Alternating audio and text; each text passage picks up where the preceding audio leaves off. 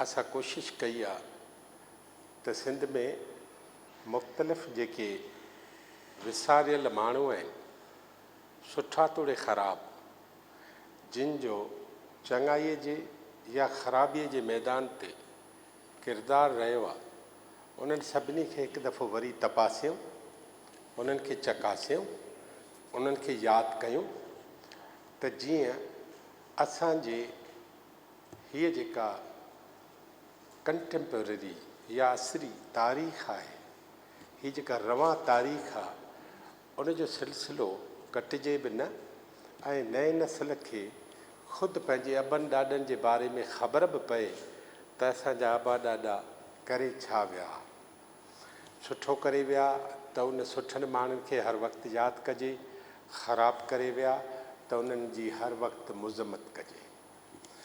सो हिकिड़ो त हिन प्रोग्राम जो सौ सिधो हिकिड़ो आइन मंशूर इहो ई आहे, इन खां मथे कुझु बि कोन्हे। मिसाल हिकिड़ो असां प्रोग्राम कयो डॉक्टर होतचंद गुरबख्शाणी साहब जो। माना गुरबख्शाणी ही पंहिंजा टोन बंदि करे छॾियो फ़ोननि जा। गुरबख्शाणी साहब जेको आहे उहो हूअं त शाह लतीफ़ जे हवाले सां केॾी वॾी लेवल, केॾी वॾी माना, केॾी वॾी नामाचारी, पर गुरबख्शाणी हुयो छा, गुरबख्शाणी थियो छा, उहा असांखे ख़बर न आहे। तव्हांखे ख़बर ही त असां मिर्ज़ा खलीच बेग जो प्रोग्राम कयो, असां अदी ख़ैरुनिसा जाफ़री जो प्रोग्राम कयो, डॉक्टर ग़ुलाम अहमद लाखे साहब जो प्रोग्राम कयो, गुज़िरियल दफ़े तारिक अशरफ साहब जो असां प्रोग्राम कयो, माणिक जो असां प्रोग्राम कयो। माणिक खे साईं उस्ताद ग़ुलाम हुसैन रंगरेज साहब जो प्रोग्राम असां कयो। माणिक जेको आहे उहो त अहिड़ो माण्हू हो जो सभिनी पे सम्झो त इनखे को हथ ई न लाहींदो, का बाहि हूंदी, को करंट हूंदो, 1100 केवी जी का वायर हूंदी, माण्हू हथु विझंदो त मरी वेंदो। असां चयो त भला इहो हथु विझी था ॾिसूं, इन बाहि ते हथु सेके था ॾिसूं, कुझु कोन थियो सवाइ हिकु ॻाल्हि जे, असांजी बेपनाह इज़त वधी ऐं माण्हुनि में हिकिड़ो ईमान, एतबार ऐं एतमाद वधियो त बहितर माण्हुनि खे यादि करे सघिजे थो। हीउ अॼु जेको माण्हू आहे इहो अलस्ती हिकिड़ो मलंग, 7 जमायतूं पास, फाइनल, अंग्रेज़ी अचेसि, उर्दू अचेसि, लिखणु अचेसि, पढ़णु अचेसि, शेर चवणु अचेसि, शेर ते तनक़ीद करणु अचेसि। अॼु बि जहिड़ो माण्हू, कंहिंखे ख़बर हुई त फुलजी स्टेशन जे वेझो हिकिड़ी ज़मीन उनजी हूंदी, उन ते बि उनजा घर वारा कब्ज़ो करे वेंदा ऐं उनजा पोयां उनजे हूंदे बि यतीम हूंदा। कंहिंखे ख़बर हुई त इब्न हयात पांवर वञुंट जी तहरीक में एॾो वॾो कमु करे जो पंहिंजी सरकारी नौकिरी, जीअं चइबो आहे न, हुन लत हणी फिटी कई, उहा लत हणी फिटी करे हलियो वियो। मास्तरी कई अथई, बेलदारी कई अथई, दरिया जे किनारे वणनि खे पाणी ॾिनो अथई, मज़दूरी कई अथई, तगारी कई अथई। पीउ उनजो ज़मीनदार नंढे उमिरि में गुज़ारे वियो, हालतूं तब्दील थी वियूं, तब्दील थियल हालतुनि में इब्न हयात पांवर जेको आहे उहो पैदा थियो।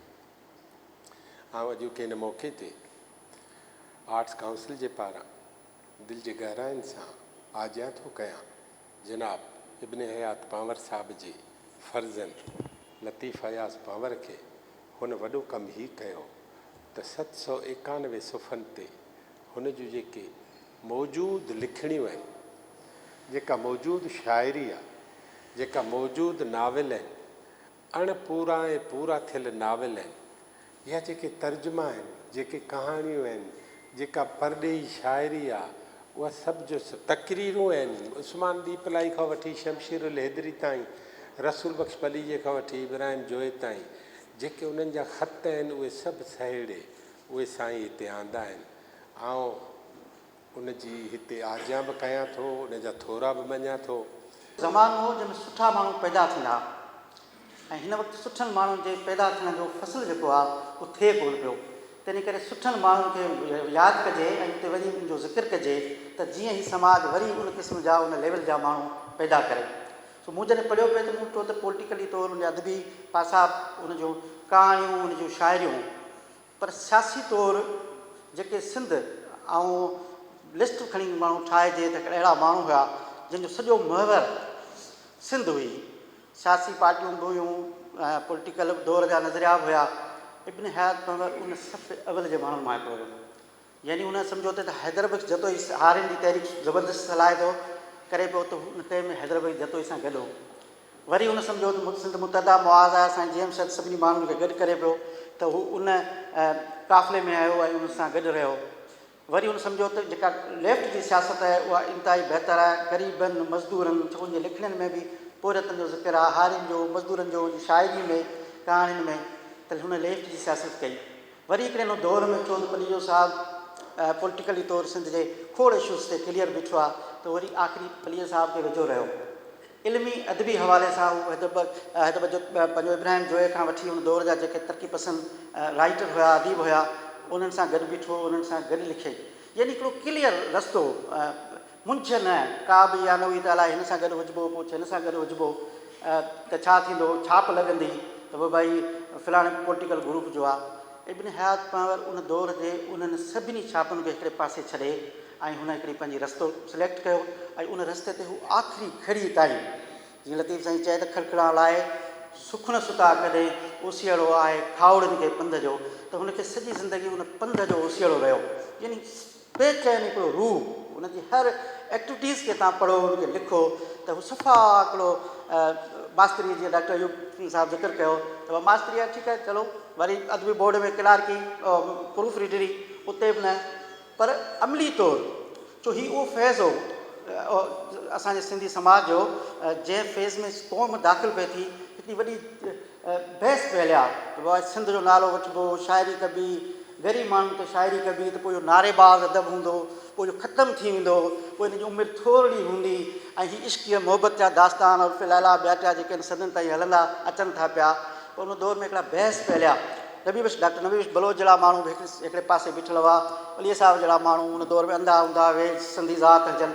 ही उहो को सिंधी क़ौम कहिड़े फेज़ में वेंदी आहे, सिंधी क़ौम जी पाकिस्तान ठहण खां पोइ जेका चहिरो कहिड़ो हूंदो, सुञाणप कहिड़ी हूंदी, उहो जिन थोरनि माण्हुनि तइ कयो ऐं सोचे फ़ैसिलो कयो। इब्न हयात पंवर हुन मां हिकिड़ो हुयो ऐं हुन ॾिठो त सिंधी हिकिड़ी लिबरल, तरक़ी पसंदि, पोरियत दोस्त, वतन दोस्त क़ौम तौरु जेको आहे उहो अॻियां ईंदी ऐं हू उन काफ़िले में अॻियां बीठो। ॿियो जेको उन दौर में हिकिड़ो ॿियो बहस हलंदो त भई असांजो कमु लिखणु आहे, असांजो कमु शाइरी आहे, मूं हिकिड़ी कहाणी लिखी छॾी, मूं नावल लिखी छॾियो, हाणे मुंहिंजो हिकिड़ो कमु सियासत में। हुन उन प्रोपेगेंडा खे, जिन माण्हुनि सभिनी खां पहिरीं वञी उन प्रोपेगेंडा खे नाकाम ठाहियो, हुन चयो न, अदीब जो बि कमु आहे, शाइर जो बि कमु आहे, राइटर जो बि कमु आहे, पंहिंजे क़ौम सां गॾु बीहे ऐं उन्हनि सां गॾु बीहे। ऐं हू हुन में अमली तौरु शरीक थियो ऐं हुन बुख हड़तालुनि ते वेठो, वन यूनिट सॼी तहरीक में उहो हिकिड़ो वॾो हिकिड़ो अहम तमामु घणो वॾो किरदारु अदा कयो। ॿियो हुनजो वॾो रोल हो ऐदा। माण्हू चए थो साईं फ़लाणे हिते ते वञा, फ़लाणे हिते ते वञा, बिल्कुलु मूं माना कॾहिं माण्हू चवंदा माण्हू चए मौजज़े जहिड़ा माण्हू, त हुनखे हिकिड़ी ज़रे जी बि लालच न हुई। हुनजी जेका ज़िंदगी, हुनजी ऑटोबायोग्राफी जेकी नसीं हुन सां मिलियासीं कोन, असांखे अॻिए दौर जा हुआ, पर जॾहिं हुनखे पढ़िजे थो त हुनखे ज़रे बराबरि बि हुनखे दौलत ठाहिणु, का मिल्कियत ठाहिणु, पोइ मुंहिंजे ॿार बचनि लाइ पोयां पोइ आमदनी छॾे वञणु, उहे हुन वटि ज़रे बराबरि न हुआ। ऐं सफ़ा ईअं हो त जीअं लतीफ़ साईं चयो, नकी खणनि पाण सां, नकी साणनि पाण, अहिड़ा ॼण उञाण आऊं न जीअंदी हुजे। उहा सवाइ लतीफ़ साईं जो हिकिड़ो ॿियो शहर हो, मूं अपने यादि खे जॾहिं ॾिठो हुजे त मूंखे मूं चयो त लतीफ़ जे फ्रेम में एज़ ए पॉलिटिकल वर्कर तौरु, एज़ ए तरक़ी पसंदि लेखक तौरु, ऐं सिंध दोस्त ऐं पोरियत दोस्त लेखक तौरु मूं हुनखे जॾहिं ॾिठो पिए त मूंखे अलाए छो एतिरा बैत लतीफ़ साईं जा हुनजा आया जेके मूंखे लॻा त इब्न हयात पंवर सां उहे ईअं ठहकी ते आया ऐं हुनजी जदोजहद सां हुन सां जेको कचे काछोटी, माना हुन हिकिड़ो तइ कयो त जहिड़े हाल में आहियां, भला ज़मीनुनि ते बि कब्ज़ा थी आहे, ख़ैरु आहे, फुलिजी छॾीसीं, ख़ैरु आहे, जंपीर अची वसाइबो, जिते हसन दर्स चयो त जॾहिं जंपीर में मुंहिंजी जवानी मोट खाईंदी। मूं हसन दर्स खां पुछो पियो दफ़ो त सिट लिखी पई, चवण सां गॾु सवाल में कमु कंदा हुआसीं, मुंहिंजो इलाही क्लोज़ असन दोस्त हो त मूं चयो जंपीर छिकियो ऐं इब्न हयात पाण खे छिक पियईं ऐं मुंहिंजी घरवारी गॾिजी उते जंपीर में मुफ़्त तइलीम ॾिनी माना ॾींहं जो ड्यूटी कबी हुई पोइ राति शाम जो वञी ग़रीब माण्हुनि जे ॿारनि खे पढ़ाइबो ऐं उहा साकरे में उते बिरपुर साकरे में बि पोइ जंपीर में बि त हुन हिकिड़ी जीअं कच्छे काछोटी लतीफ़ साईं इशारत नांगन ॿधी नीअं जी जहिड़ा आया जग में तहिड़ा आया मोटी यानी हुन को बि कोन सोचियो त हुनजे दामन ते को दाग हो हुनखे इहो त हिन किथे पाण खे विको किथे भॼी वियो किथे पोइते हटियो पूरी लाइफ जो हुनजो सॼो जेको असां खणी अञा ॾिसूं था त उहो मुसलसल हिकिड़ी जदोजहद जी अलामत हो मुसलसल तरक़ी पसंदी पंहिंजी लाइन ते ज़िंदगी जे आख़िरी घड़ी ताईं क्लियर सफ़ा बिल्कुलु जीअं चए त चिटो हिकिड़ो माण्हू जेको आहे पंहिंजे सियासी हवाले सां रहियो। इब्न हयात पंवर ते जॾहिं आउं ॻाल्हायां थो त मूंखे यादि थो अचे मुंहिंजो थोरो अंग्रेज़ी अदब सां वास्तो आहे कंपेरेटिव जेकॾहिं ॻाल्हि कजे त ॾाढो बहितरु थींदो। जोनेथन स्विफ्ट नाले उनजो किताबु सिंधीअ में तर्जुमो थियलु आहे उनजो नालो आहे गुलिवर्स ट्रेवल जंहिं ते यानी उन गुलिवर्स ट्रेवल गुलिवर्स ते हिकिड़ो शेख आज़ नज़म बि लिखियो हो गुलिवर मुंहिंजा भाउ हिन सिंध में ॾाढा जामड़ा आहिनि तूं अलाए केतिरा जामड़ा ॾिठा पर शेख आज़ चयो त मूं ॾाढा जामड़ा ॾिठा आहिनि। उन जे लेखक 4 सफ़रनामा लिखिया हिकिड़ो गुलिवर जो सफ़रनामो उहो जेको जामड़नि जे विच में फासंदो आहे वञी ऐं पोइ जेका गुलिवर सां जामड़ा जुठ कंदा आहिनि। ॿियो गुलिवर उते पहुचंदो आहे धरतीअ जे टुकड़े ते जिथे घोड़ा हुकुमरानी कंदा आहिनि ऐं इंसान ग़ुलामी कंदा आहिनि। ईअं 3-4 जॻहियुनि ते गुलिवर पहुचंदो आहे ऐं उते तमामु घणी इनखे चइबो आहे फॉर्म ऑफ राइटिंग खे इन जनरा खे इन लिखत जे अंदाज़ खे चयो वेंदो आहे सटायर या तंज़ जो क़ाबिल लेखक हो तमामु वॾो लेखक हो। उन ई दौर में हिकिड़ो तमामु वॾो नक़ाद बि हूंदो हो तंज़ जो रुगो तंज़ जे फील्ड जो लेखक त वेठा पर उनजा नक़ाद वेठा हूंदा उनजो दोस्त बि हुओसि उनजो नालो जॉन अर्बथनॉट। उहो जॉन अर्बथनॉट जेको फिज़िशियन बि हुयो यानी डॉक्टर बि हुयो ऐं मैथमेटिक्स जो माहिर बि हुयो ऐं फिज़िक्स जो माहिर बि हुयो ऐं साॻी जॻह ते तंज़ जे तनक़ीद जो बि माहिर हुयो। हुन चयो जोनेथन स्विफ्ट खे त तूं इंसान खे एतिरो न किराई आहे जो घोड़ा इंसान जा हुकुमरान थियनि हा ऐं तूं इंसान खे एतिरो न किराई आहे जो हिकिड़ो ई गुलिवर बीठो आहे बाक़ी सभु इंसान जामड़ा थी वञनि। त हुन जोनेथन स्विफ्ट जवाबु ॾिनो त जेकॾहिं 12 माण्हू बि हिन दुनिया में जॉन अर्बथनॉट तो जहिड़ा हुजनि हा त आउं गुलिवर्स ट्रेवल किताब ई कोन लिखां। त इहा कहतुर रिजाल जी ॻाल्हि ई ऐं हाणे उन शइ खे बराबरि मैच कयां थो या भेट कयूं था कामरेड हुसैन थेबे जो जेके महाग या अॻियाड़ी किताब जी कुझु लिखियलु आहे इन साईं जे साम्हूं पियो आहे। उन चयो त सिंध में लखा माण्हू सिंध जे इश्क में माना सिंध जे इश्क जी ॻाल्हि कंदा हूंदा लखा न हूंदा त हज़ार ज़रूरु हूंदा ऐं सभई माण्हू मूं ॾिठा जेके सिंध जो इश्क जी ॻाल्हि कंदा रहनि था पर 2 या 3 माण्हू मूं हिते ॾिठा जेके सादिक़ ऐं आशिक़ हुआ। उन्हनि सादिक़ ऐं आशिक़नि में इब्न हयात पंवर सभिनी खां अॻियां जेको माण्हू हो इब्न हयात पंवर हो यानी ॻाल्हि आहे त हू 2 या 3 माण्हुनि ताईं पहुची सघियो आहे कामरेड हुसैन थेबे जहिड़ो सीनियर माण्हू सिंध में ऐं उहा 18वीं सदीअ जी अंग्रेज़नि जी इंग्लैंड ई जंहिंमें उनखे 12 माण्हू उन दौर में नज़र अचनि हा त हू गुलिवर्स ट्रेवल जहिड़ो किताब ई कोन लिखे हा। त इहो आहे MS पंवर जो क़दुरु जेको कामरेड हुसैन थेबे लिखियो इब्न हयात पंवर जो कमु त हुनजो तमामु इहो कारज जेको हुन जी जेका मूं भेट ॾिनी त हिते माण्हुनि जी जॾहिं खोट हुई त इब्न हयात उते हिते कमु कयो।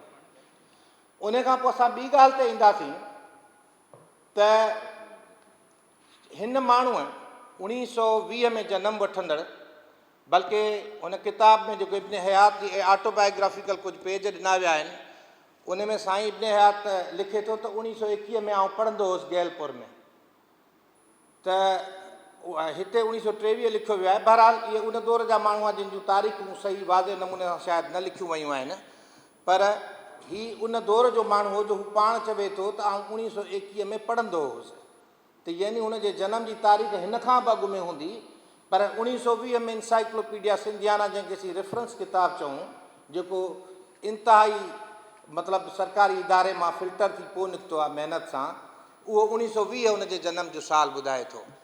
त 1920 जे दौर जो माण्हू 1947 सालनि में पार्टीशन जो दौरु ॾिसे थो, पाकिस्तान जो जनमु ॾिसे थो। उहा सिंध जेका सवें सालनि खां सम्झो पंहिंजे शनाख़त जे जाखोड़ में हुई, उहा अञा जाखोड़ हलंदी ई रही हुई। मिसाल जी ॻाल्हि, जॾहिं माण्हू खां शनाख़त हटी वेंदी आहे त थोरो कंपेरेटिव तारीख़ खे पाण ॾिसंदा हलूं त कॉन्स्टेंटिनोपल रोम जो बादशाह हो, पहिरियों बादशाह हो जंहिं ईसाइत खे क़बूलु कयो हो, ऐं रोम जी तारीख़ पूरी तां हथु खणी वियो हो। ऐं उहो तक़रीबन 450 साल ईसवीअ जो दौरु हो। उनखां पोइ 1250 ईस्वीअ में जॾहिं सिंध वटां मैथमेटिक्स ऐं फिज़िक्स जा इल्म खणी अब्बासी ख़लीफ़नि जा माण्हू बगदाद में पहुता, उतां जेको आहे सो हिकिड़ो पिज़ा जो माण्हू, पिट्सा शहरु आहे उन्हनि जो, उन पिट्सा जो माण्हू उहो सिंध जो इल्मु खणी जॾहिं उते पहुतो हो, यानी किथे जिते पिट्सा या इटली चऊं था, त हुननि पोइ सोचाई त असां हिननि पादरनि जो दीन क़बूलु करे, हुन लफ़्ज़ जेको लिखियो, असां हिननि पादरनि जो दीन क़बूलु करे यूरोप खे कारे दौर में रखियो अथई, जंहिंखे अॼु बि 1000 साल कारो दौरु चयो थो वञे। ईअं थी सघे हीअ जेका सिंध बि पंहिंजे शनाख़्त जी, वजूद जी शनाख़्त जी कोशिशि में हुई, त इन दौर जो माण्हू आहे इब्न हयात पंवर। इन खां पहिरियों मूंखे बाबा हयात पंवर जे बारे में का बि ॼाण कोन हुई। उन जी हिकिड़ी वजह इहा हुई जो अदब सां लाड़ो कुझु घटि हो, सिर्फ़ु पढ़ण जे हद तक हो। पर इहा ख़बर कोन हुई मूंखे त बाबा हयात पंवर उहो सभु कुझु करे चुको आहे जेको हिन वक़्तु असांजी ख़ासि पंवर कम्यूनिटी ऐं असांजे जेके अंदरूने सिंध जा ॻोठाणा आहिनि उहे करे रहिया आहिनि। मूंखे अॼु पंहिंजी ज़ात जा 3 अहिड़ा सवालनि जिन जा जवाब अॼु हिते मिलिया आहिनि। हिकिड़ो त इहो त जेको असां पंवरनि में प आहे न, उन में ॾाढी पंहिंजाइप आहे, पर जेको असांजो वर आहे न, इहो वर ॾाढो ख़राबु आहे। ऐं इन जो सबूत तव्हां बाबा हयात जी ज़िंदगी मां वठी सघो था। त जीअं अदा ॿुधायो त फुलजी जी ॿनियुनि ते कब्ज़ो कयो पर पंहिंजनि, यानी की पंवरनि। उनखां पोइ अदा ॿुधायो त हमेशह पंहिंजी ज़ात खे पासे ते रखी ऐं पोइ कमु कंदा हुआ। इन मां मूं ॿी इहा ॻाल्हि सिखी त जेको अॼु अदा लाल मोहम्मद पंवर सां गॾिजी करे 4 सालनि खां आऊं बि पाण पितोड़ियां पई ऐं लक़ब मिली थो वञे त चरियूं आहिनि, को कमु कोन अथनि, वांदियूं आहिनि, ख़बर कोन्हे कहिड़ो हिननि खे सिंध बदिलाइण जो मथे ते सवार थी वियो आहे। तंहिंजी माना त इहा शइ मुंहिंजे रत में हुई। हाणे मूंखे पंहिंजे इन्हनि लक़बनि ते मूंखे अॼु को ॾुख कोन रहियो आहे। ऐं टी ॻाल्हि त जेका शइ अदा चई त पंहिंजो को मफ़ाद कोन ॾिठूं, पंहिंजे बचनि लाइ कुझु कोन सोचियूं, ऐं अवल इंसान खे मद्देनज़र रखी करे झंपी रची वसायूं ऐं पंहिंजी ज़िंदगी जा जेके आख़िरी ॾींहं हुआ उहे उते गुज़ारिया। इन खां मथे आउं सम्झानी त हिकिड़ी इंसान हुजण जो हिकु सबूत हिकिड़ो हुजे थो न, उनजे लाइ ॿी कहिड़ी मिसाल मिलंदी असांखे। अॼु हर इंसानु चाहे थो त आउं पंहिंजे बचनि जे लाइ कुझु न कुझु करे वञा। हिलाल ऐं हराम, ग़लति ऐं सही, गुनाह, उन जेको फ़र्क़ु कोन रहियो आहे, पंहिंजे बचनि जे लाइ गॾु करिणो आहे। पर बाबा हयात पंवर उन्हनि सभिनी ॻाल्हियुनि जो उन वक़्तु बि, जंहिं वक़्तु शायदि एतिरी नफ़्सा नफ़्सी कोन हुई, उन वक़्तु बि सभु कुझु ग़ैरनि जे हथनि में ॾेई, छो त जेके पंहिंजनि ॿनियुनि ते, पंहिंजी जाइदादनि ते कब्ज़ा कनि, पंहिंजे रिश्तनि में वेछा रखी छॾनि, उन्हनि खे आउं ग़ैर ई चवंदसि। सभु कुझु पंहिंजो ग़ैरनि जे हथनि में ॾेई जेको कुझु क़ौम जे लाइ कयो आहे, उहो हिकिड़ी ज़िंदा मिसाल आहे। ख़ासि करे आउं ख़ासि जेका पंवर कम्यूनिटी सां तालुक़ु रखां थी, मुंहिंजे लाइ हिकिड़ी ॻाल्हि ऐं वरी बि ॿी चवंदसि हिते इहा त जॾहिं बि तव्हां पंहिंजनि जे लाइ कुझु करण जे लाइ अॻियां वधो था न, सभिनी खां अॻु में तव्हांजी चादर छिकण वारा, तव्हांजी टंगूं छिकण वारा तव्हांजा पंहिंजा हुजनि। ॿियनि खे मजाल कोन थी हुजे। मूं जेको तव्हांखे चयो न, मुंहिंजा मुआफ़िज़ो तव्हां ते सलामती हुजे, उहो इन करे जो मूं पंहिंजे हिन ज़िंदगी जे वक़्त में एॾा त कंडा लताड़िया आहिनि जो हाणे मूंखे राबर ऐं राज़नि जी ख़बर पई चुकी आहे। ऐं अॼु हिन अदबी प्रोग्राम में पहिरें दफ़ा शिरकत करे रही आहियां ऐं इहा ॻाल्हि तव्हांखे ॿुधाईंदी हलां, ज़िंदगी में पहिरें बार मूंखे कंहिं अदबी किताब गिफ्ट कया हुआ, उनजा पंहिंजा लिखियलु हुआ। उहे 5 किताब हुआ। अॼु 34 सालनि खां पोइ उन शख़्स खे हिन पिंडाल में ॾिसां पई ऐं उहो हुआ अदा तारिक कुरैशी। ऐं चाहियां थी अदा जे लाइ ताड़ियूं थी वञनि, छो त अॼु हुते जेको बीठी आहियां उन में अदा जो वॾो किरदारु आहे। ऐं अॼु अदा तारिक जे साम्हूं शायदि अखियुनि में अखियूं मिलाए ॻाल्हायां, इन करे जो उन वक़्तु मूं वटि को हिकिड़ो पवंर वेड़ो कोन हुजे ऐं चवां त अदा तारिक कुरैशी जेकॾहिं तव्हां 5 किताबनि जा लेखक आहियो त मूं ॾे बि मौजूदु आहिनि। पर अॼु अदा तारिक ॾिसो 34-35 सालनि खां पोइ तव्हांजे साम्हूं आई आहियां ऐं अॼु बाबा हयात जो झंडो पंहिंजे हथ में खणी थी तव्हांजे साम्हूं बीह सघां थी। पाण इंतिहाई संजीदा क़िस्म जा राइटर, मुहक़िक़ ऐं लेखक हुआ। साईं जो तालुक़ु जीअं त असांजा इंतिहाई मौजूद शख़्सियतूं वेठियूं आहिनि ऐं तमामु मान वारा जेके ॿुधंदड़ आहिनि सभु वाक़िफ़ आहिनि त साईं जो तालुक़ु अदब ऐं सियासत, अदब उहो अदब जेको अमली अदब हुजे ऐं समाज में सियासी बेदारी ऐं सुजाॻी आणण में पंहिंजो अमली किरदारु अदा करे, अहिड़े क़िस्म जे अदब सां साईं जो तालुक़ु हुयो। साईं पंहिंजनि केतिरनि ई ख़तनि में इंतिहाई घणियूं ॻाल्हियूं अहिड़ियूं लिखियूं आहिनि जिन में असां ॾिसंदासीं त इंतिहाई संजीदा ऐं जज़्बाती क़िस्म जो जेको आहे सो लॻाव अहिड़ो नज़र अचे थो जो सिंध ते ज़रे बराबरि बि जेका आहे सा ॻाल्हि या कख बि जेको आहे सो बर्दाश्त करण लाइ साईं तयारु न हुया। असां जॾहिं अदब जी दुनिया में ॾिसूं था त केतिरा ई असांजा मुहक़िक़ अहिड़ा आहिनि या लेखक अहिड़ा आहिनि, कहाणीकार, नाविल निगार, उहे सिर्फ़ु लिखण जी हद ताईं एक्टिव आहिनि, पर हू छाकाणि त हू ईअं सम्झनि था त अदब सिर्फ़ु अदब आहे ऐं उहो लिखिजे, जॾहिं त केतिरनि ई दुनिया जे वॾनि लेखकनि जो इहो ख़्यालु रहियो आहे त अदब सिर्फ़ु अदीब जो सिर्फ़ु कमु एतिरो न आहे जो सिर्फ़ु लिखे ऐं वञी सुम्ही रहे या उनखे हू अमली तौर ते अमली मैदान में हू पंहिंजो पाण खे जेको आहे सो प्रैक्टिकली तौर ते हू मैदान में न अचे। अहिड़े क़िस्म जो ख़्यालु किन माण्हू, उन्हनि मां केतिरा ई सियासी जेके लेखक आहिनि उन्हनि में अब्दुल वाहिद आरिसर जो बि नालो आहे त ही उहे लेखक हुया, साईं GM सैद आहे, ही उहे लेखक हुया जिन जो इहो ख़्यालु हो त जेकॾहिं असां लिखूं था त उहा असांजी लिखणी अमली रूप में पिणु आवाम सां ऐं समाज सां गॾु हुजे। हाणे जॾहिं उहो लिखे थो लेखक त उन जी वॾे में वॾी मञता या दिली तमन्ना इहा हूंदी आहे त मुंहिंजी उहा लिखणी समाज पढ़े ऐं उन में बेदारी अचे ऐं जीअं हू सोचे थो तीअं समाज सोचे।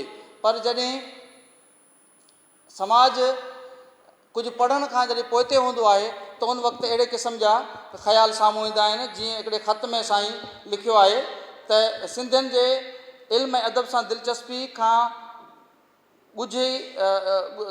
अव्हां खां ॻुझी न हूंदी, हिते उल्टी गंगा पई वहे, पढ़णु पुरजण त ढूंढ में मुर्गो उन मसइले सां दिलचस्पी रखंदड़ खे बेकार कोठियो वञे थो।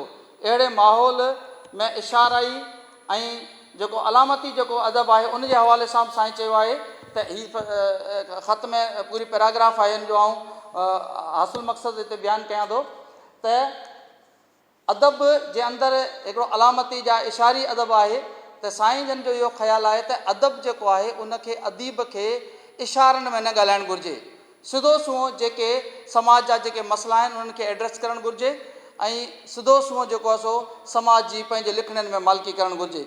अच्छा, उनखां अॻी जेका हिकिड़े इन सां जेका जुड़ंदड़ जेका नुक़्तो आहे उहो आहे त बेडपाई, मुसलतनि जो शिकार या ज़ाती मुफ़ादनि जो शिकार, मुख़्तलिफ़ शयुनि जो शिकार थी करे अदीब जेको आहे सो बेडपो नथो थिए ऐं जहिड़े तरीक़े सां लिकी करे या रुमाल में वेड़े ॻाल्हियूं करे थो, साईं जन जो चवणु इहो आहे त अदीब खे अहिड़े क़िस्म जो न लिखणु घुरिजे, अदीब खे बेडपो हुजणु घुरिजे ऐं अदीब खे समाज जी जेका बि जेके बुरायूं आहिनि उन्हनि जी खुली जेका सो मुखालफ़त करे ऐं समाज जे बुराइनि जे बीमारियुनि जे हल ॻोल्हण जे लाइ सिधो सूंहं लिखणु घुरिजे।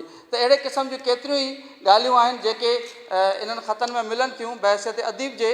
ऐं जेका हिते हिकिड़ी जेका ॻाल्हि करणु चाहियां थो उहा बुनियादी तौर ते जेको साईं जो जेको ॿाराणो अदब आहे, ॿाराणे अदब ते जेको कमु आहे उन जे हवाले सां आउं हिकिड़ी ॻाल्हि रखणु चाहियां थो त साईं जे ॿाराणे अदब में जेके शयूं अचनि थियूं उन्हनि में जेको शख़्सी खाका आहिनि, शख़्सी खाकनि में मिसाल जेको आहे पंहिंजो बिरनाल्ड शाह जेको आहे उनजो इब्न खिलदून आहे या इन्हनि जा जेके शख़्सी खाका लिखिया आहिनि त उहे लिखण जो बुनियादी मक़सदु त समाज जे अंदरि जेको नओं जेको नसुल आहे, जेका नई पीढ़ी आहे, उन जे अंदरि जेके उहे अख़लाक़ी समाजी सियासी ऐं जेके मुआशी जेके क़दुरु आहिनि उन्हनि जी आबियारी करणु आहे।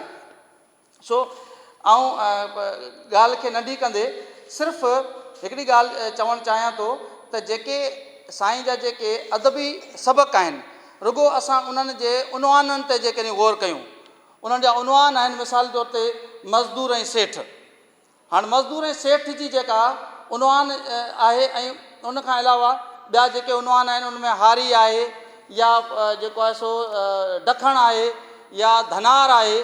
मक़सदु साईं इहो सोचनि पिया त जेको ॿारु आहे ॿार खे पढ़ाइजे छा, ॿारु समाज में कहिड़ो हुजणु घुरिजे, उनखे इल्मु कहिड़ो हुजणु घुरिजे।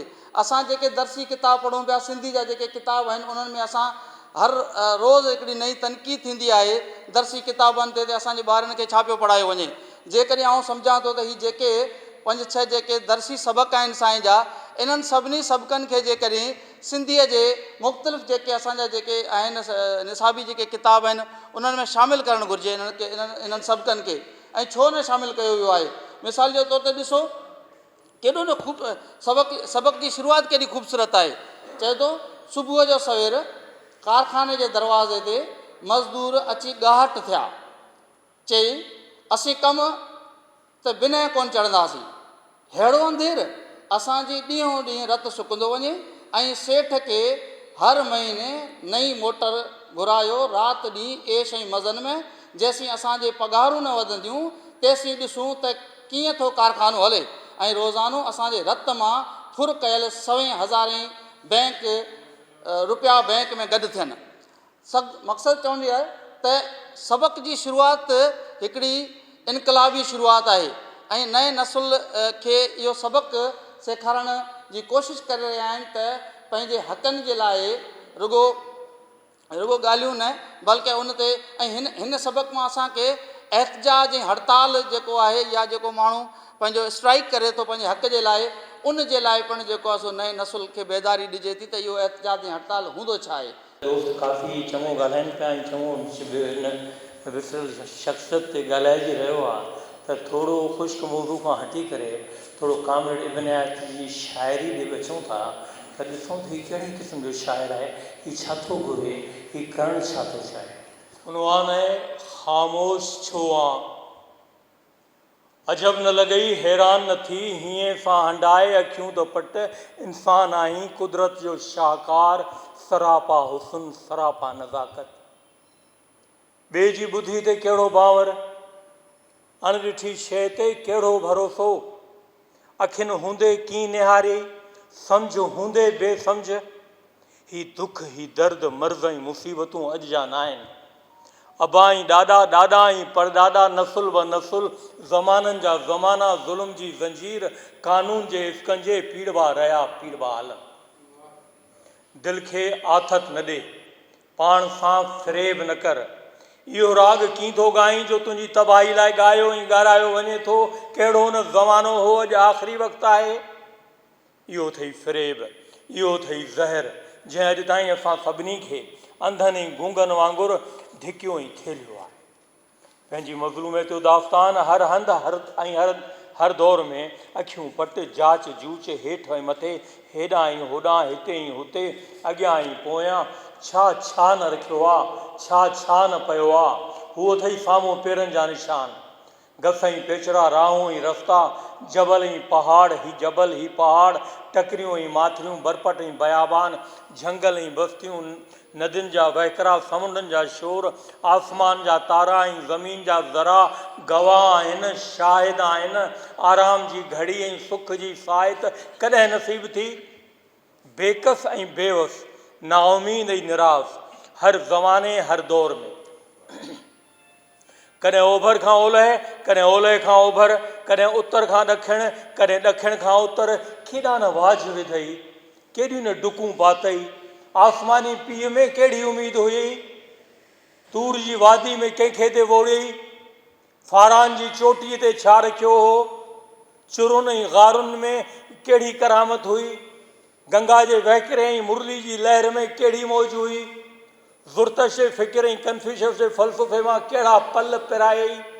वेद ऐं पुराण, ज़िंद ऐं अवस्था, तौरेत ऐं इंजील, ज़बूर ऐं क़ुरान छा छा न ॿुधई, छा छा न पढ़ियई। अदुल ऐं इंसाफ़, नेकी ऐं मोहबत ऐं प्यार, नेकी ऐं बदी, जज़ा ऐं सज़ा।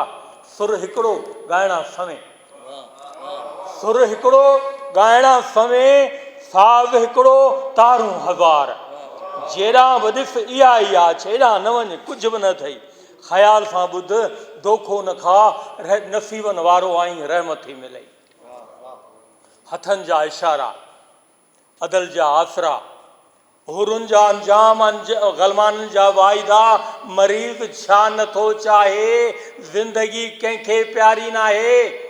को केॾां को केॾां, को मंदिर ऐं मढ़ी में, को टिकाणे ऐं देवल में, को मस्जिद ऐं कलेफा में, को गर्जा ऐं गुरुद्वारे में। बाज़ीगर जी बाज़ी, मदारी जो खेल, चोटियूं ऐं ॾाढ़ियूं, जुबा ऐं दस्तार, पगड़ियूं ऐं धोतियूं, जणिया ऐं तस्वीर, रंग ऐं नसुल, क़ौमूं ऐं कबीला, ख़ुदा ऐं भॻवान। कोटनि मथां कोट, दीवारुनि मथां दीवारूं। ही काफ़र हू मोमिन, ही मुशरिक हू मोहत, ही जन्नती हू दोज़खी, ही ख़ुदा परस्त हू बुत परस्त, ही नीच हू ऊच, ही आला हू अदना। फ़िक्रनि मथां फ़िक्र, दलीलनि मथां दलील, बहसनि मथां बहस, तकरीरुनि मथां तकरीरूं। तोखे ई ॿुधणियूं हुयूं, तोखे ई ॿुधणियूं पयूं। तोखे ई तबाह थियणो हो, तूं ई तबाह थिए। हिकु आदम जो औलाद, हिकु हवा जा बचड़ा, आमो ऐं सामो, कुल्हे ब कुल्हे, तीर ऐं तलवारूं, भाला ऐं बर्शियूं, नेज़ा ऐं ढालूं, गोला ऐं बम। धड़नि जूं दीवारूं, सिरनि जा कुंगरा, रत जूं नदियूं, लाशनि जा ढेर। छा छा न हासिलु थियो, छा छा न पले पियो। धणी धर्म जे नाले, ख़ुदा ऐं मज़हब जी ओट, इंसानियती तबाही, मोहबत जी तोहीन, इंसाफ़ जो खून, असमतुनि जा विकिरा, लजुनि जी लुट, नफ़रत ऐं धिकार। केरु ॾोही, केरु जवाबदार, पंहिंजे ई हथां, पंहिंजे ई मथां। केॾो न ज़ुल्म, केॾो न सितम, जानवर बि कीबाई, दरिंदो बि शर्माए। शाहनि खे सजदा, आकाउनि राजाउनि खे धणी, अमीरनि खे आका, मज़हबी ढोंगियुनि खे मालिक। तमाशो हो, तमाशे ई थिए। डिजंदो ई रहे, सहंदो ई रहे, हैरत में हैरान, इबरत में अलूट। छा छा न ॿुधई, छा छा न ॾिठई। ऊचनि मुनारनि तां कंहिंखे किरायो वियो, भड़कंदड़ बाहि में केरु नज़र थियो, शींहं ऐं जानवरनि खां कंहिंखे चीरायो वियो, नांगनि ऐं बलाउनि खां कंहिंखे ॾंगायो वियो, कॾहिं शीहा सीननि में भाला कंहिंखे टुवाया विया, हथनि में हथ कणियूं, ॻिचनि में ज़ंजीर कंहिंखे पाराया विया। हिकु ई सुर ॻाइण वारा, हिक ॿिए जा दुश्मन। कुझु काॾे विया किताब इलामी आवाज़, कुझु काॾे विया किताब इलामी आवाज़। दीन ऐं धर्म, ख़ुदा ऐं भॻवान, रहम जो घर, आदिल ऐं मालिक, दाना ऐं बीना, हाज़ुर ऐं नाज़ुर उनजे अॻियां, उनजे ॾिसंदे। न हक़दार खे हक़, न पोरियत खे पोरियो, न आहुनि जो इलाज, न दाहुनि जो दाद, न बाॾाइण मां ॿूटो, न लीलाइण मां लल्लो। कीअं थो भाई, आहे ई सम्झ में, कुझु त सही, ख़ामोश छो आहे। आओ त गॾिजी बग़ावत करियूं, आओ त गॾिजी बग़ावत करियूं। मज़लूमनि खे चऊं, मज़लूमनि खे चितायूं, दुनिया खे चऊं, दुनिया खे चितायूं। ही मकारी, ही फ़रेब केसीं ताईं। 1952, हीअ 1952 जो अदब असांजो। ऐं ही केतिरा शेर जेके माण्हू जाॻाईंदड़ शेर आहिनि, आउं पढ़ी सघां थो हिते। हीअ अदब कोशिशि कई, अॼु मुंहिंजी उमिरि 57 साल आहे। 2003 में कामिरेड जो इंतकाल थियो आहे। जेकी कुझु मूं वटि मुयसरु हो, सो आउं कहिड़ियुनि हालतुनि में करे सघियो आहियां, त जेको आहे तव्हांजे साम्हूं आहे। जो हाणे ॿियो एडिशन अची रहियो आहे। ऐं थोरो कामिरेड होसमेश थेबे जे कुझु बयान मां पढ़ंदसि। साईं थोरो हुन ते ॻाल्हायो, थोरो वज़ाहत थोरी कोन हुई। पवर फैमिली जो वॾो हल्को मौजूदु आहे। हिकिड़े पासे मोहम्मद ख़ान पवर जे ॾींहुं ॾियारो पियो मल्हायो वञे, ऐं उतां पई अचां ॻाल्हाइण। ख़ान मोहम्मद पंवर, सॉरी, सुहिणी जो बाबा। ऐं उन खां पोइ वरी ही पंवर, ऐं जॾां फिरूं था थोरा पंवर ई पंवर आहिनि। सुठी ॻाल्हि आहे, सभु हुजनि असांजे लाइ पंवर पोइ अखियुनि ते। बेसिकल लतीफ़ साईं चयो आहे त पोड़ी कायाऊं तुंहिंजियूं लखनि लख हज़ार जी सके जीअसी दर्शन दारों दार प्रेम तुंहिंजा पार कहिड़ा चई कहिड़ा चई। इब्न हयात पंवर जे बारे में अॼु ॻाल्हाइण जो मौक़ो मिलियो आहे। बेसिकल असांखे थोरी और उन लफ़्ज़ जी थोरी हिकिड़ी ॻाल्हि करे पोइ पंहिंजी ॻाल्हि शुरू कंदसि।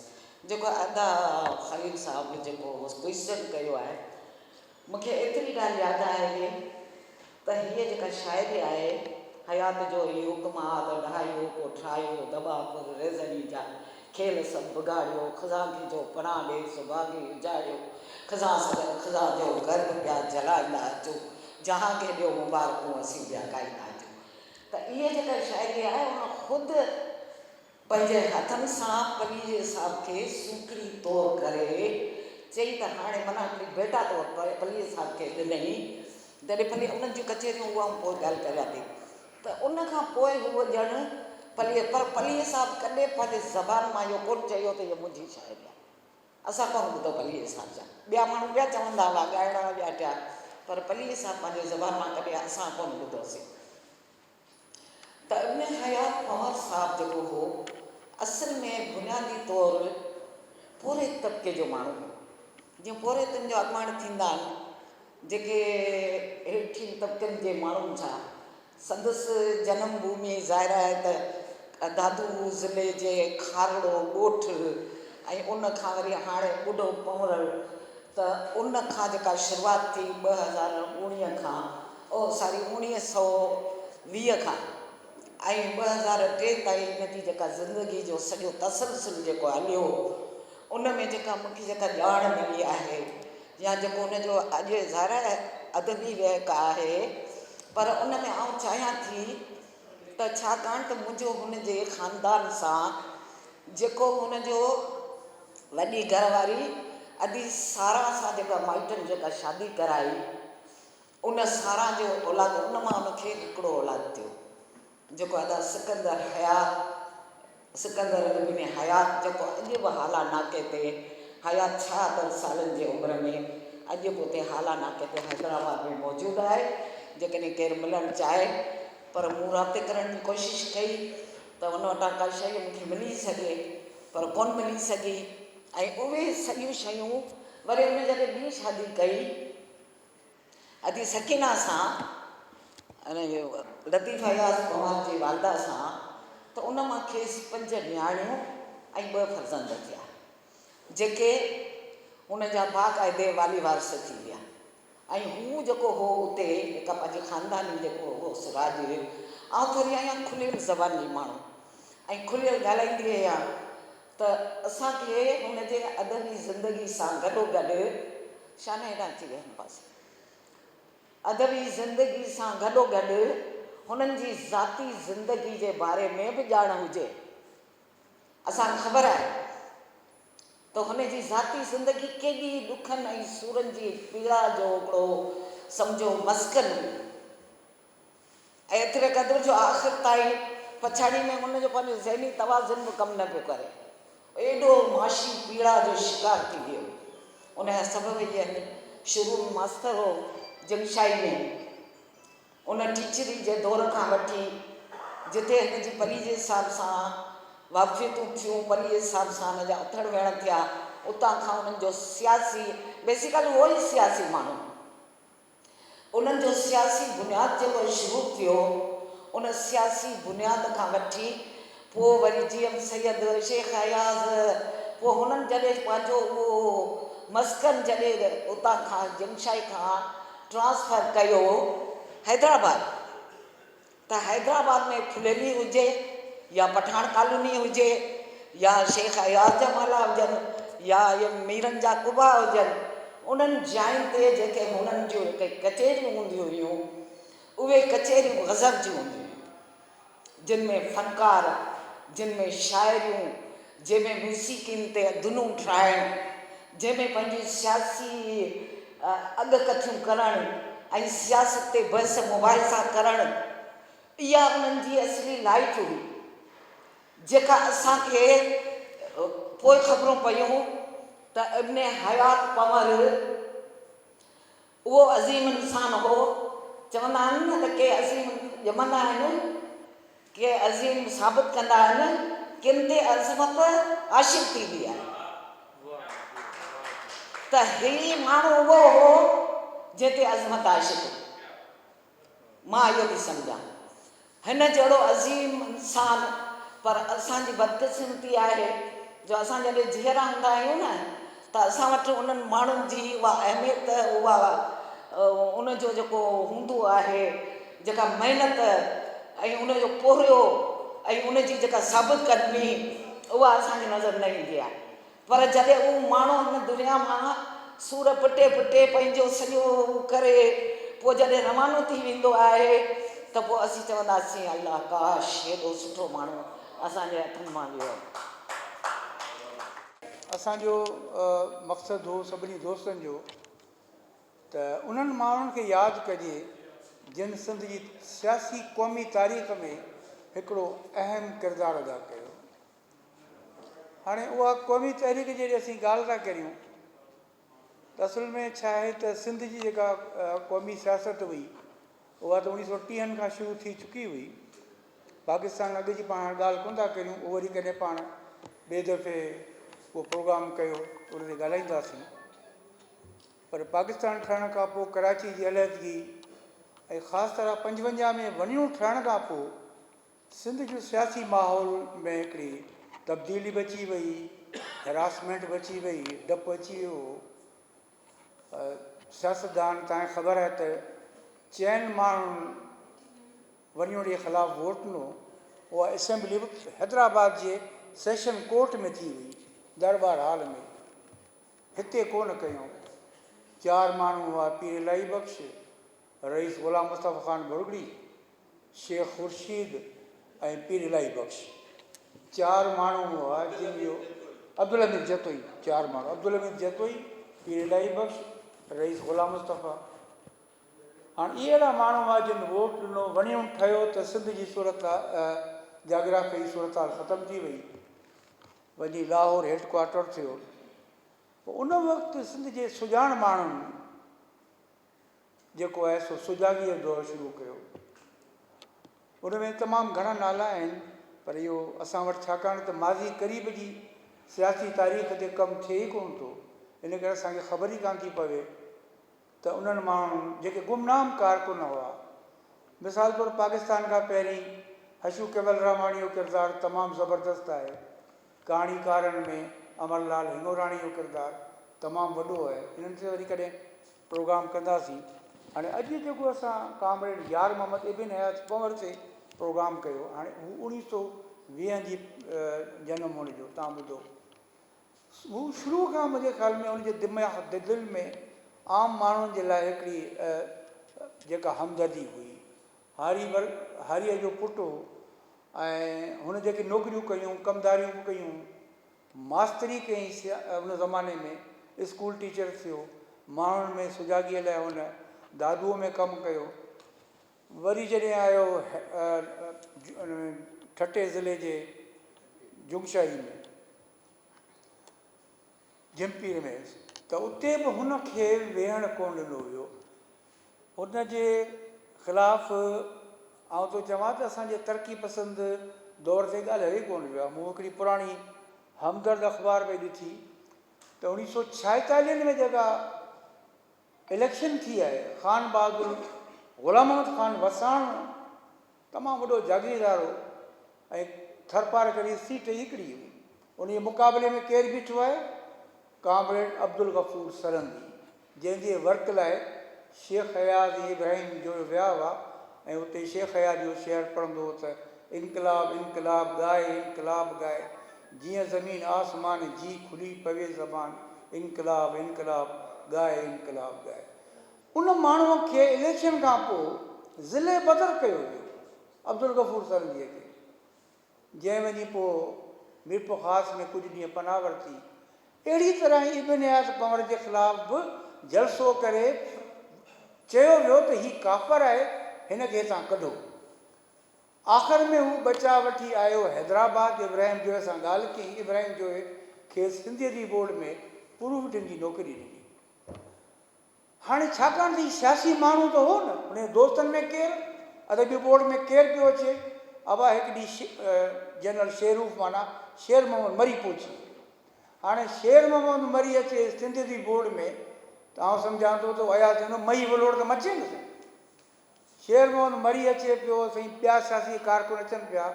साईं सेक्रेटरी असदुल्ला शाह हुसैनी हुनखे चयो त हीउ सियासी माण्हू तो वटि कोन ईंदा। हू घबराइजी वियो हुयो त हाणे छा करियां। आख़िर में हू कुझु ॾींहं वञी वेही रहियो। इन विच में वञण जे ख़िलाफ़ु मुंहुं क़ौमी तहरीक शुरू थी चुकी हुई। हिन उहा नौकिरी छॾे वञी अची हैदर चौक ते, मूंखे यादि आहे छाकाणि आऊं आई विटनेस बि आहियां इन्हनि शयुनि जो। सवेल अवामी तहरीक जो ज़िक्र थियो। अवामी तहरीक जेका पहिरीं गॾिजाणी जेका चओ था, उहा थी हुई बुरगड़ी गार्डन में। उते मूं बि शिरकत कई हुई। माना जहिड़ो आउं बि अंधो मंडो हुयो बानियुनि में शामिलु आहियां। त हुन जेका वञी बुख हड़ताल ते वेठो, उन विच में 25 मार्च 1969 में मार्शल लॻी। कैंप जी पुलिस पटराए छॾियो। कामरेड साहिब जी नौकिरी बि ख़तमु। वञणो त टुटो, ऐं टुटो बि सही। हू अयाल हिकिड़ो शहर आहे न, त मूं मुर्की पंहिंजी झोल झली रुत आई ॻाढ़नि ॿेरनि ॾे। ॻाढ़ा ॿेर त आया, पर उहा झोली रत सां भरिजी वई या ॾुखनि सां भरिजी वई, इन ते पाण कोन था ॻाल्हायूं। कहिड़ा MP थिया, कहिड़ा वज़ीर थिया। मूंखे यादि आहे त जंहिं ॾींहुं 1 जुलाई ते वञूट जो जश्न बि मल्हायो वियो, त शाम जो वक़्तु आउं हलियो हुउसि बुरगड़ी गार्डन में। उते ॾिसां त साईं जेम्स 2 माण्हू वण हेठां अकेला वेठा हुआ। सो असीं वेही रहियासीं त मूं चयो साईं तव्हां हलो कोन था, ग़ुलाम शाह कलोड़े जे मुखबिर ते जश्न आहे, कोर्ट फलाण चई न कोन थो हलां। उन वक़्तु मूंखे यादि आयो त महात्मा गांधी वारी फिल्म जेका आहे, उन में जॾहिं 15 अगस्त जो ॾींहुं आहे त जश्न पिया मल्हाया वञनि, त गांधी माठ कयो, चरखो पंहिंजो कटे रहियो आहे। छा साईं जेम्स ते ख़बर हुई ईअं त कोन हो त वञिणो टुटंदो ऐं पोइ छा थींदो। शायदि इहा ॻाल्हि हुई त उहे ई वॾेरा जिन वञण जे लाइ वोट ॾिना, जिन ओलह पाकिस्तान जी असेंबलीअ में कॾहिं पाणी जो गिलास बि कोन घुरंदा हुआ। क़ौमी असेंबली में आउं सम्झां थो 7 सिंधी मेंबर हुआ MNA, पर हिकु अखर बि कॾहिं कोन ॻाल्हायूं। हा, जॾहिं वञण जे ख़िलाफ़ु तहरीक शुरू थी त साईं सभु पंहिंजे अहलो अयाल समेत 8 मार्च 1969 मखदूम साहिब जे बंगले ते एंटी वञण कॉन्फ्रेंस हुई। एंटी वञण कॉन्फ्रेंस में पहुची विया। पर मूंखे यादि आहे स्टेज ते केरु वेठा हुआ, शेख अब्दुल मजीद सिंधी, रईस ग़ुलाम मुस्तफ़ा बुरगड़ी, साईं GM सैयद। उते वञण जे ख़िलाफ़ु जेका करारदाद पेश कराई वई, उहा शेख हयात पेश कई हुई। अञा बि हिकिड़ी ॿी ॻाल्हि यादि ॿुधी छॾियांव त 5वां जमा जॾहिं वञण ठहियो त हिकिड़ी ख़ामोशी। तव्हांखे ख़बर आहे त अयूब खोड़ो हिकिड़ो मर्द आहिन हो, अली मोहम्मद राजती स्पीकर खे उठ ते चाढ़े मोकिले छॾियऊं मिठी, केरु अचे साईं असेंबलीअ में। उते पंवर साहिब हिकिड़ो शेर लिखियो जेको इतफ़ाक़ सां तव्हांखे बि पंहिंजे किताब में रहिजी वियो आहे। सिंध जा सौदागर तो ते लानत लख हज़ार, सवें सिकंदर कासिम करड़ा अहमद शाह अब्दाली, आया ठोकर खाई हलिया विया वेठा कीमती वाली, सिंध जा सौदागर तो ते लानत लख हज़ार। हाणे इहो हो कामरेड इब्न हयात पंवर। सॼी ज़िंदगी मुफ़लिसी में रहियो। इनकलाब इनकलाब कम्यूनिस्ट। साईं जूलियस विचुक, हाणे जूलियस विचुक केरु, चेकोस्लोवाकिया जो इनकलाबी, जंहिं पंहिंजी जेल डायरी लिखी। हाणे असीं हुन दौर में ईअं हूंदा हुआसीं त रूस ऐं मास्को थी असांजी दिलि ईअं धड़कंदी हुई जीअं कंहिं महबूबा जी ॻाल्हि खे कबी हुई। कामरेड साहिबु हिकु दफ़ो मूंखे यादि आहे, अयाद में लिखियो आहे इहो ॻाल्हि, त मथो वेही टकराई त रूस ऐं चाइना छो था विढ़नि पाण में। साईं जे मथे मां रत निकिरी वियो। हाणे किथे रूस किथे चीन, हिते असीं जेको असांजे हथनि में ची गवेरा जी डायरी ॾिसी मूंखे चई त तूं जेका असां जुलियस विच जी डायरी त खण। सिंधी में पाण तर्जुमो कयो हुई। जीअं पाण माणके जी मुनीर जी ॻाल्हि कई त मुनीर वीचारे या जी गवेरा जी डायरी सिंधीअ में तर्जुमो कई पर पंहिंजो नालो कोन ॾिनो हुई। अहिड़ी तरह पंवर साहिब जा बि केतिरा किताब ॿियनि जे नालनि में